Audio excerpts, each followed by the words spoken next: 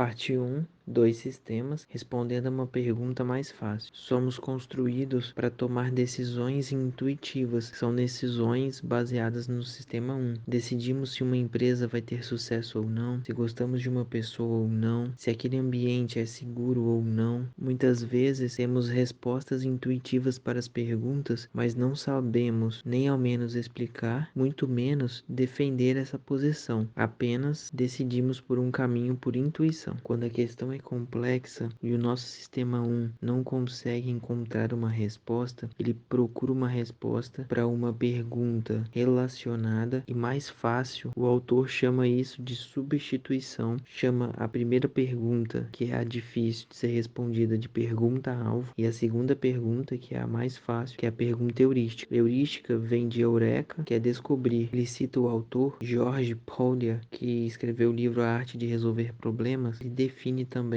algo parecido com isso. Quando não conseguimos responder uma pergunta difícil, procuramos uma pergunta mais fácil até que consigamos chegar na pergunta difícil. Porém, a estratégia ela é diferente. Nesse livro, a gente está ativando o sistema 2 e racionalmente estamos pensando em perguntas mais fáceis até chegar no nível de complexidade exigido pela pergunta mais difícil. O que o autor defende é algo diferente, é algo relacionado àquela parte do bacamarte mental, que é uma explosão de informação naquele instante, e o nosso sistema 1 automaticamente vai procurar uma pergunta mais fácil, sem envolver o sistema 2. Ele cita alguns exemplos. Uma pergunta-alvo seria: qual será a popularidade do presidente daqui a 6 meses? E a pergunta heurística: qual é a popularidade do presidente nesse momento? Uma pergunta-alvo: o quanto você está feliz com sua vida atualmente? Uma pergunta heurística: qual é o seu humor nesse exato momento? Observe que as perguntas heurísticas são perguntas mais palpáveis, mais presentes, e as perguntas-alvo são perguntas mais filosóficas e por isso demandariam mais esforço, podendo acionar até o sistema 2. Muitas vezes nem percebemos que estamos respondendo essa pergunta heurística porque o nosso sistema 1 funciona automaticamente e direciona o sistema 2 para essa pergunta mais fácil, satisfaz nossa necessidade e nos damos por satisfeitos com isso, sem nem ao menos perceber que respondemos uma pergunta mais fácil e não a pergunta inicial que era mais difícil. Um exemplo que é dado é uma imagem em perspectiva, dando uma impressão de ser em 3D. Tem 3 homens nessa imagem em posições diferentes e os homens eles possuem o mesmo tamanho. Se analisarmos essa imagem como uma imagem em 2D, não teríamos dúvida. Mas o nosso sistema 1, ele analisa o contexto, entende essa imagem como uma imagem em perspectiva em 3D, entende que o homem que está mais distante, se ele tem o mesmo tamanho que o que está mais perto, então ele é maior, e aí de pronto nos diz que os homens têm tamanhos diferentes, ou seja, ele tenta responder uma pergunta em tese mais difícil, que é saber o tamanho desses homens, uma pergunta mais fácil, contextualiza tudo, joga no 3D, que a imagem já está te influenciando a isso, e responde. Observação importante é que a pergunta que foi feita era se o homem da esquerda era maior do que o homem da direita, e a pergunta que o nosso sistema faz é qual a altura dos 3 sujeitos. Outro experimento é que foi apresentado a alunos duas frases: o quão felizes vocês têm se sentido ultimamente e quantos encontros você teve no mês passado.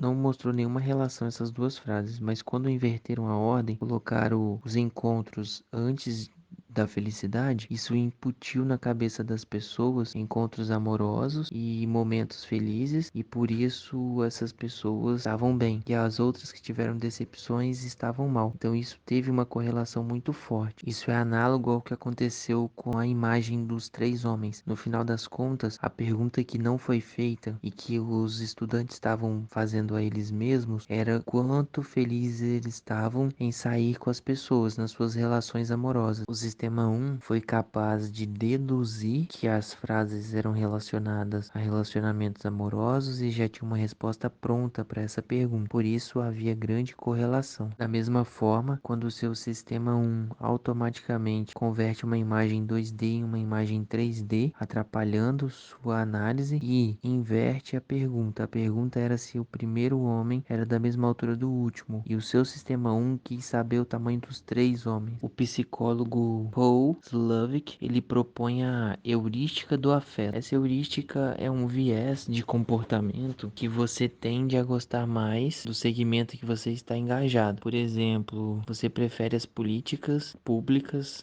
voltadas e relacionadas ao seu presidente favorito. Você prefere os jogadores do seu time. Você prefere os seus familiares. Todos são decisões imbuídas de afeto, né? Ele cita alguns temas espinhosos, tipo carne vermelha, energia nuclear, tatuagem. E aí as pessoas que decidem pelo lado de adotar essas práticas são pessoas que entendem que o risco que se corre é pequeno. E pessoas que não gostam desse caminho são pessoas que entendem que o risco é alto, por isso eles rejeitam. A observação que é feita é que, por exemplo, quando fala-se de energia nuclear, algumas pessoas odeiam essa forma de geração de energia, porque ela é perigosa, porque pode gerar vários acidentes. Quando começam a estudar sobre isso e percebem que os riscos são reduzidos, essas pessoas passam a enxergar mais benefícios para esse tipo de energia. Porém, ele começa a fazer uma análise do seu sistema 1 e do seu sistema 2. O seu sistema 2 é quem de fato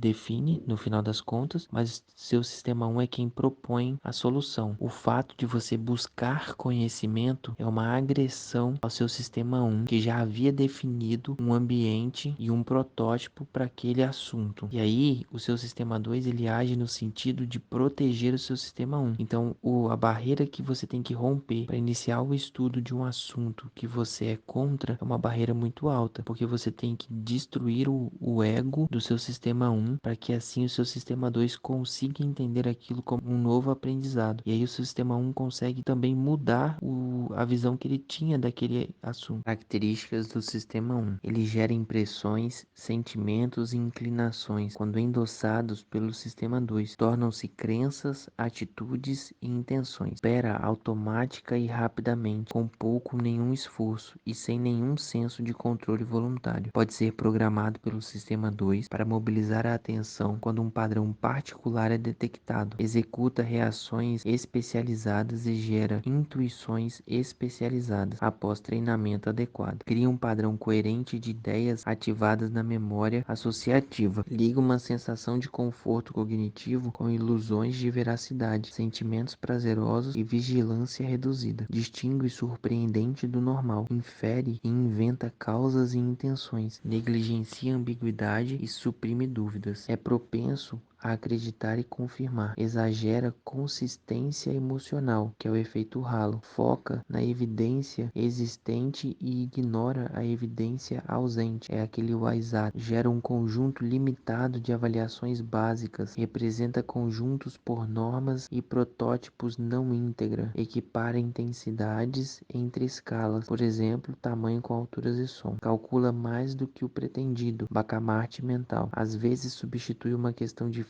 por uma mais fácil. Heurística. É mais sensível a mudanças do que a estados. Teoria da perspectiva. Dá peso excessivo a probabilidades baixas. Mostra sensibilidade decrescente à quantidade. Psicofísica. Reage com mais intensidade a perdas que a ganhos. Aversão à perda. Contextualiza os problemas de decisão estreitamente, em isolamento uns dos outros.